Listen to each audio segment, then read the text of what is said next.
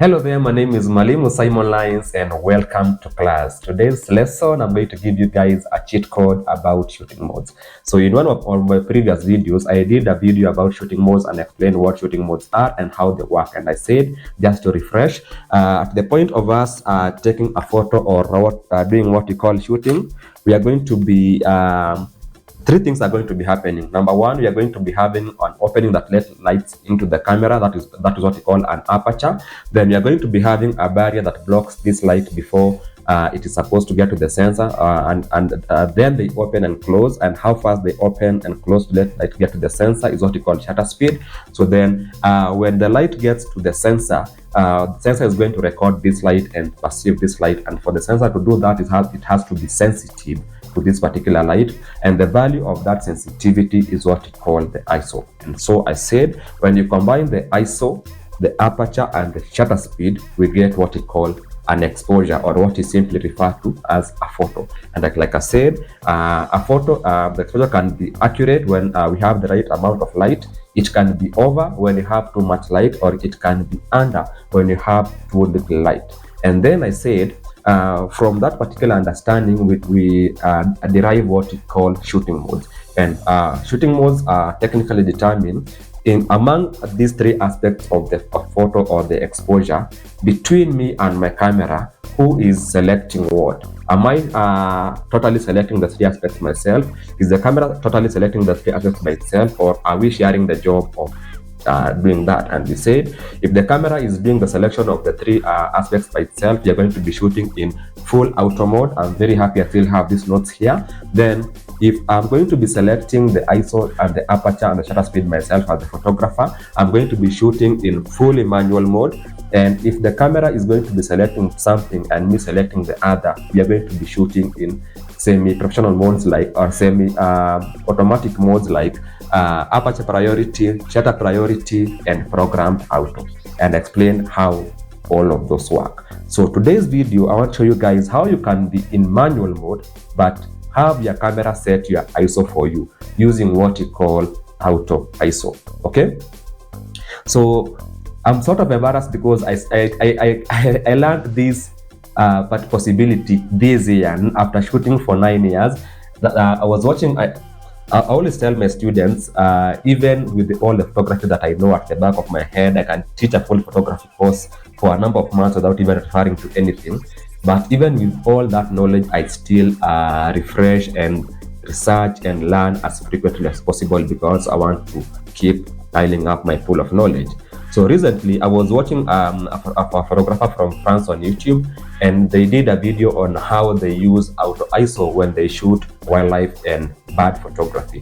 They said that whenever they are shooting wildlife or birds, sometimes the moment between them getting a killer shot or missing that particular shot is that time that we spend reviewing our test shot when we shoot manually to look for the right settings and make adjustments. So they said, you can be shooting fully manual, but the camera can be setting the ISO for you. So what happens is, you set the shutter speed that you need, and you set the f-stop that you need. So then the camera is going to give you what it assumes is going to be the correct value of ISO for that particular scenario. And there's two ways to make use of this. Number one, supposing you're shooting action.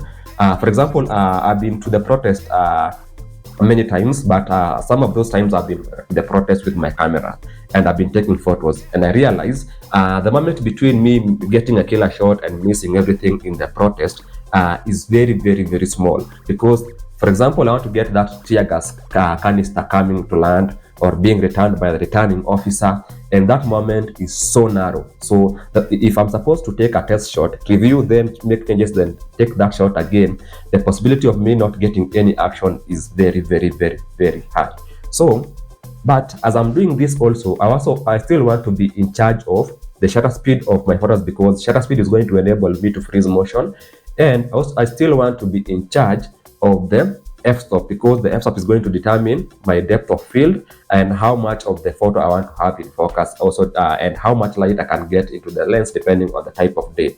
So once I set the limit on the shutter speed, that is going to determine the sharpness of my photo, And once I set the limit on the f-stop, which is going to determine the depth of field of my photo, I just have to focus and take a photo, and the camera is going to set the ISO for me. So if you use a Nikon camera, if you need like me, they have an ISO button back here. You see this button here that is written ISO. So if you press it in, you get two menus coming to the screen, and using the front dial here, you can now turn auto ISO off and on. Now that it is on, that means that the camera is going to be setting the ISO for me, and I just have to set, because I'm in full manual mode. Okay, I'm in full manual mode, as you can see, but now the camera is setting the ISO for me. So what I'm setting by myself is the shutter speed and the f-stop only. So this means that I instead of now me thinking about 3 parameters when I'm taking my photos, I only think about 2 parameters, and the camera is going to figure out the third one. So for this to work accurately, you have to be using the correct mode of metering. So depending on the scene, if you want to meter the spot, and the camera is going to give you the ISO based on that. If you meter the whole scene using matrix metering, the camera is going to give you ISO based on that. So like I said, it is not always going to be accurate. And now what I realized as the biggest value for it, it is a very simple and fast way of getting an almost correct ISO for your images. That's why I call it a cheat code. So how does that happen? So for example, I have this, I have auto ISO off, and I've taken a photo, and let me see how this looks. Let me take a photo real quick like that, and the photo looks a bit dark. So what I'm going to do, instead of me adjusting anything, I'm just going to throw auto ISO on by pressing back here and taking it on. And now the camera, I can see the camera is adjusting the ISO and giving me a better value. And now I have a correctly exposed image. So if I look at my shooting settings, I can notice that the camera gave me an ISO of 2200, which I cannot find natively in the camera. So supposing I now go back to using turning auto ISO off and keying in the ISO myself, I can now take my ISO to 2000 and take that particular same image and see if it looks like it should.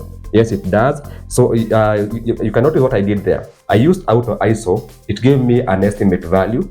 Then I went back to manual ISO, then put that particular a value close to that, and the photo was accurate. So that's why I call it a cheat code. It's not going to give you a nice and accurate exposure all the time, but sometimes it will. Sometimes it will, especially when you are not using, when you're not shooting in a mixed light scenario. So let me see how well it works here. Turn on auto ISO and like that. Grossly overexposed there. Grossly overexposed. When I change where the camera is pointing, because that is changing where the camera is metering, I get a better exposure. So one of the ways to make use of auto ISO is use it as a guide to give you an estimate ISO for a correct value of exposure. And once you get that estimate ISO, you can now go to manual ISO and set the value that the auto ISO has given you as an estimate. And also, if the scenario that you're shooting in and the kind of weather, like for example, when it is overcast and we do not have direct sunlight, you can get very good accurate results using auto ISO. So also try to use it where there is less mixed light scenario, because the moment we have a mixed light scenario and a high dynamic range scenario, the camera meter is not going to give us an accurate value of ISO. So like I said, that is the end of this particular video. In this particular video, I told you guys it is possible to be shooting in manual but have the camera set the ISO for you in what we call auto ISO. And I said sometimes it is going to give you an accurate exposure by giving you the correct ISO value, and sometimes it might be off. It can be slightly under or slightly over. And when it is not accurate, you can use it as a guide to start from the value it has given you as the value for your manual ISO, then adjust up or down until you get a decent exposure. I hope you have learned something from this particular video, and the next time you're shooting, try it out, because it does not make you a weaker photographer. You just become someone who can get moments faster, because once in a while you can jump to auto ISO faster and not miss the moment. And with that, Mwalimu is Done. See you guys in the next one.